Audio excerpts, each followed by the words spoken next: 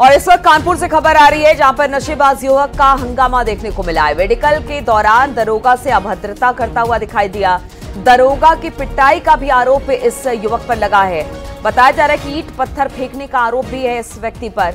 दरोगा ने मौके पर फिलहाल तो पुलिस फोर्स बुला ली है। आरोपी नशेबाज को गिरफ्तार कर लिया गया है। चकेरी थाने में दर्ज था इसके खिलाफ मुकदमा। आरोपी मारपीट के मामले में जेल जा चुका है। हैदराबाद में मारपीट के केस में ये जेल गया था। तो इस तरह के इसके पूरी क्रिमिनल रिकॉर्ड है।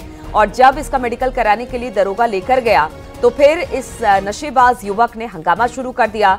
दरोगा से अभद्रता की है। दरोगा की पिटाई का भी आरोप इस युवक पर लगा है। बताया जा रहा है कि ईंट पत्थर वहां पर फेंका गया। फिलहाल दरोगा ने मौके पर और भी पुलिस फोर्स वहां पर बुलाई। किसी तरह से इस आरोपी नशेबाज को गिरफ्तार किया गया। थाना चकेरी में इसके खिलाफ मुकदमा पहले से दर्ज है मारपीट का।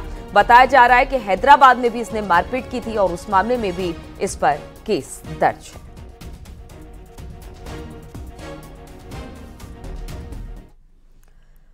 और प्रयागराज से खबर लेते हैं, जहां पर मंडलीय चिकित्सालय में फर्जीवाड़ा देखने को मिला है। 2 आयुष डॉक्टरों का फर्जीवाड़ा सामने आया। दोनों डॉक्टर लंबे समय से यहां पर फर्जी अटेंडेंस लगा रहे थे। दोनों डॉक्टर अलग अलग दिनों में ड्यूटी करते थे।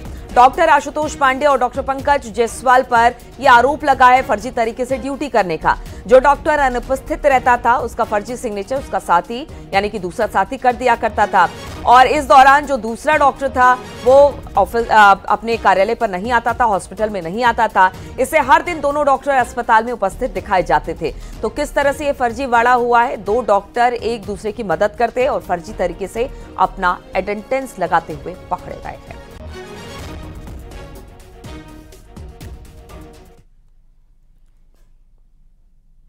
और बात केजरीवाल की करें तो केजरीवाल पर एक्शन हुआ तो इंडी गठबंधन में हड़कंप मच गया। राहुल गांधी ने केजरीवाल के परिवार से बात की तो दिल्ली से बंगाल और महाराष्ट्र से कश्मीर तक विपक्षी दल एक सुर में ईडी की कार्रवाई को गलत बता रहे हैं। बीजेपी का कहना है कि इंडी गठबंधन में ज्यादातर दल पर भ्रष्टाचार के आरोप हैं, इसलिए वो केजरीवाल के बहाने भ्रष्टाचारी बचाव का गठबंधन बना रहे हैं।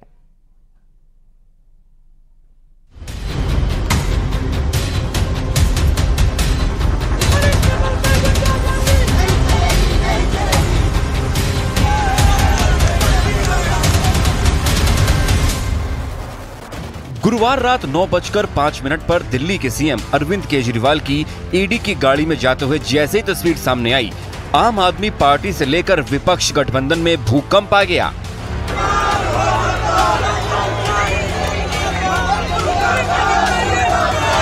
केजरीवाल समझ के बाद भी ईडी के सामने सच को सच और झूठ को झूठ साबित करने वाली अग्नि परीक्षा देने के लिए हाजिर नहीं हुए और प्रेस कॉन्फ्रेंस करके ये कहते रहे कि दिल्ली में इंडी गठबंधन मजबूत है और किसी की हिम्मत नहीं है जो उन्हें हरा पाए।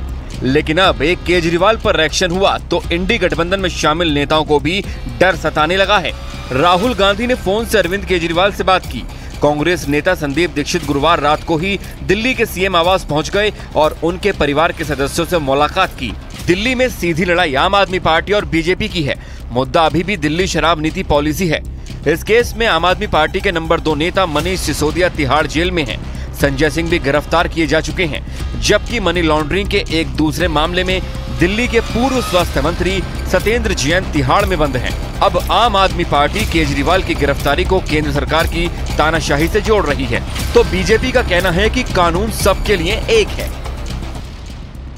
हालांकि केजरीवाल के समर्थन में एकजुटता दिखाते हुए इंडी गठबंधन में शामिल कांग्रेस, टीएमसी सभी ने बीजेपी पर ही हमला बोला। कांग्रेस का कहना है कि चुनाव के दौरान केजरीवाल की गिरफ्तारी पूरी तरह से गलत और असंवैधानिक है। इसे लेकर इंडी गठबंधन के नेता चुनाव आयोग से भी मिलने पहुंच गए। समाजवादी पार्टी चीफ अखिलेश यादव ने कहा कि ये सब गठबंधन को बदनाम और कमजोर करने के लिए हैं, लेकिन इंडिया गठबंधन के सभी सदस्य ताकत से लड़ेंगे और लोगों को न्याय दिलाएंगे। अरविंद केजरीवाल हो या आदरणीय आजम खान साहब का परिवार हो, ये सब इसलिए परेशान किए जा रहे हैं क्योंकि बीजेपी को ये लगता है कि ये ताकत बन करके उभरेंगे। अगर इनको दबा दोगे, यहाँ इनको डिमोरलाइज कर दोगे तो इनका दल पूरा डिमोरलाइज हो जाएगा। लेकिन हमें भरोसा जनता पर है। ईडी के एक्शन से विपक्षी नेताओं में हड़कंप मचा है, क्योंकि इंडी गठबंधन में शामिल ज्यादातर पार्टियों के ऊपर भ्रष्टाचार के आरोप लगे हैं। किसी पर सीबीआई का एक्शन हुआ तो कोई जमानत पर बाहर है। झारखंड मुक्ति मोर्चा के चीफ और पूर्व सीएम हेमंत सोरेन जमीन घोटाले में ईडी की जांच का सामना कर रहे हैं। कुछ दिन पहले ईडी ने लंबी पूछताछ के बाद उन्हें गिरफ्तार किया था। गिरफ्तारी से पहले हेमंत सोरेन को सीएम पद से इस्तीफा देना पड़ा। बिहार के महागठबंधन के प्रमुख दल आरजेडी अध्यक्ष लालू प्रसाद यादव और उनके परिवार के कई सदस्यों पर लैंड फॉर जॉब स्कैम मामले में जांच चल रही है। इसलिए कहा जा रहा है कि जांच एजेंसियों के पास लंबी लिस्ट है जिस पर एक्शन होना बाकी है।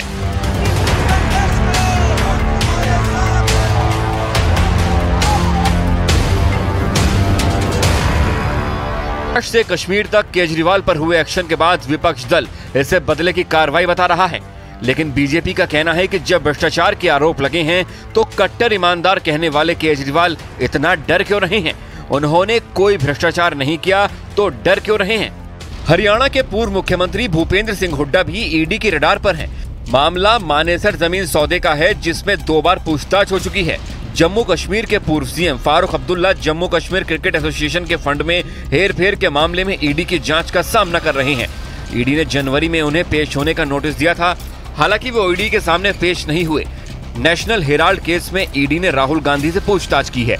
इसी मामले में 2022 में ईडी सोनिया गांधी से पूछताछ कर चुकी है। अरविंद केजरीवाल की गिरफ्तारी की, उसको आप देखिए किस तरह से हमारे खाते सील किए, उससे पहले हेमंत सोरेन जी को गिरफ्तार किया। ये तीनों कदम एक घबराई हुई भारतीय जनता पार्टी द्वारा उठाए गए कदम है। इनको लगता है इन कदमों से इंडिया गठबंधन हिल जाएगा, डिरेल हो जाएगा, तो वो गलत सोच रहे हैं। हम मजबूती से लड़ेंगे। एक सिटिंग चीफ मिनिस्टर को गिरफ्तार करने की कोई आवश्यकता नहीं होती। वो कौन से भागे जा रहे हैं? जांच आप कीजिए, हम सबके खिलाफ जांच हो रही है, करिए, कोई दिक्कत नहीं। लेकिन गिरफ्तार करना दिखाता है कि आपकी नीयत में क्या है। आप सोचते हो कि ये गिरफ्तारी से हम लोग हिल जाएंगे, वो नहीं होगा। 2024 के लोकसभा चुनावों से पहले ही इंडी गठबंधन का दम निकल रहा है। बंगाल से लेकर बिहार और पंजाब तक विपक्षी दलों में फूट पड़ी हुई है। पार्टियां आपस में ही जंग लड़ रही हैं। कांग्रेस और आम आदमी पार्टी के बीच भी जंग जारी है, जिसमें आम आदमी पार्टी कह रही है कांग्रेस खत्म हो चुकी है, तो कांग्रेस के नेता पूछ रहे हैं कि ऐसी कौन सी पार्टी है जिसके 40% नेता तिहाड़ जेल में हैं। इसीलिए विपक्ष को केजरीवाल की गिरफ्तारी से मौका मिला है कि वो एकजुटता दिखाए और बिना विचारधारा की पार्टियां एक मंच पर मोदी विरोध के लिए इकट्ठी हो जाएं।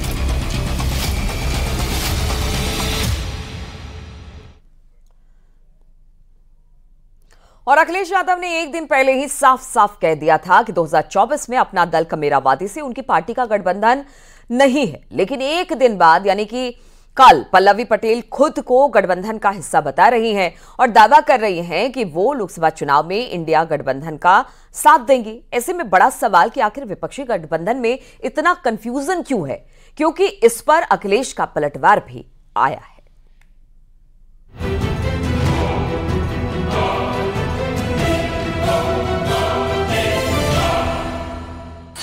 अखिलेश यादव पल्लवी पटेल से दोस्ती पर पूर्ण विराम लगा चुके हैं। अपना दल कमेरावादी से गठबंधन तोड़ चुके हैं। लेकिन पल्लवी पटेल का गठबंधन से मोह नहीं टूट रहा है। चुनाव से पहले अपने सियासी अस्तित्व को बचाने के लिए पल्लवी पटेल अब भी अखिलेश यादव की तरफ टकटकी लगाए बैठी हैं और 3 सीटों के साथ गठबंधन में बने रहने का दावा कर रही हैं। मैं जिस अलायंस में हूं, मैंने अपनी जो 3 सीटों की घोषणा राष्ट्रीय अध्यक्ष जी ने की है, वो समाजवादी पार्टी और इंडियन नेशनल कांग्रेस, जो इंडिया अलायंस के बड़े घटक दल हैं उत्तर प्रदेश में, उनसे डिस्कशन के बाद की है। अगर हम अपने आप को ओवर रेट करते तो उत्तर प्रदेश में अपना दल का जनाधार मात्र 3 सीटों तक नहीं है, हम उससे ऊपर भी कर सकते थे। लेकिन हमने गठबंधन धर्म का पालन किया है। 22 का गठबंधन था, अब 24 में नहीं है। अभी आपको क्या लगता है? जो आपको लगता है वो न्यूज़ चलाइए। ये मैंने आपसे कहा ना कि हमारे साथ असली लोक दल है। अब अखिलेश यादव ने साफ कर दिया है कि वो अपना दल कमेरावादी को इंडिया गठबंधन का हिस्सा नहीं मानते। लेकिन पल्लवी पटेल अब भी खुद को गठबंधन का हिस्सा बता रही हैं, क्योंकि उनके पास दूसरा कोई रास्ता नहीं बचा। ठीक है, ये बात तो पहले भी हमने कहा है कि हमारे गठबंधन के बड़े भाई समाजवादी पार्टी रहे हैं और इंडियन नेशनल कांग्रेस, जिन्होंने हमको इसमें शामिल किया। अभी भी हम निर्णय उन पे छोड़ते हैं, वो डिसाइड करें कि वो कृष्णा पटेल जी अपना दल के साथ क्या करना चाहते हैं। अरे बातचीत के रास्ते क्यों नहीं खुले हैं? आप सबके साथ खुले हैं, उनके साथ भी खुले हैं। जब बुलाएंगे हम बातचीत के लिए हाजिर हैं। ऐसे में बड़ा सवाल है, आखिर पल्लवी पटेल इतनी कंफ्यूज क्यों है? क्या सीटों की डिमांड उन्हीं पर भारी पड़ गया या फिर सियासी वजूद खत्म होने का डर है? ऐसे में आखिरी उम्मीद बीएसपी से गठबंधन की होगी। ये सवाल पल्लवी पटेल के तोलमोल जवाब के बाद उठने लगे हैं, जिस पर अब सियासत भी खूब हो रही है। समाजवादी पार्टी मुखिया श्री अखिलेश यादव जी गच्चा देने में बहुत माहिर है। लगातार अपने सहयोगी दलों को ये गच्चा देते आए हैं। इनका पुराना इतिहास रहा है। ये अपने श्री पिताजी को भी इन्होंने गच्चा दिया, अपने चाचा को भी गच्चा दिया, ये कांग्रेस को भी गच्चा दिए, ये बसपा को भी गच्चा दिए, आरएलडी को भी गच्चा दिए। अब इनके एक सहयोगी ये इनको भी गच्चा दे दिया। तो आखिर ये अविश्वास की भाव इनके अंदर क्यों पैदा हो रहा है? देखिए, समाजवादी पार्टी ने हमेशा छोटे दलों को सम्मान दिया, उनको आगे बढ़ाने का काम किया। जयंत चौधरी जी हों, ओम प्रकाश राजभर हो, संजय निषाद हो, अपना दल कमेरावादी हो, जब भी इनको आगे बढ़ाया समाजवादी पार्टी को धोखा मिला है। समाजवादी पार्टी अपने संगठन हमारा मजबूत है, पूरे प्रदेश में है, देश में है, और हम उसको और मजबूत करके पूरे देश में समाजवादी पार्टी चुनाव लड़ेगी। छोटे दलों को आगे बढ़ाने में समाजवादी पार्टी को नुकसान हुआ और ये छोटे दलों की अपनी मजबूरी हो सकती है। लेकिन सबसे बड़ी बात ये कि क्या पल्लवी की जिद के सामने अखिलेश यादव अपने तेवर नरम करेंगे या फिर वो अपने उस बयान पर अडिग रहेंगे जिसमें उन्होंने कहा था अपना दल कमेरावादी से गठबंधन सिर्फ विधानसभा चुनाव 2022 के लिए था। 2024 में पल्लवी पटेल से लेना देना नहीं, अब इसका जवाब सपा और अपना दल कमेरावादी को ही देना है। Bureau report, news 18।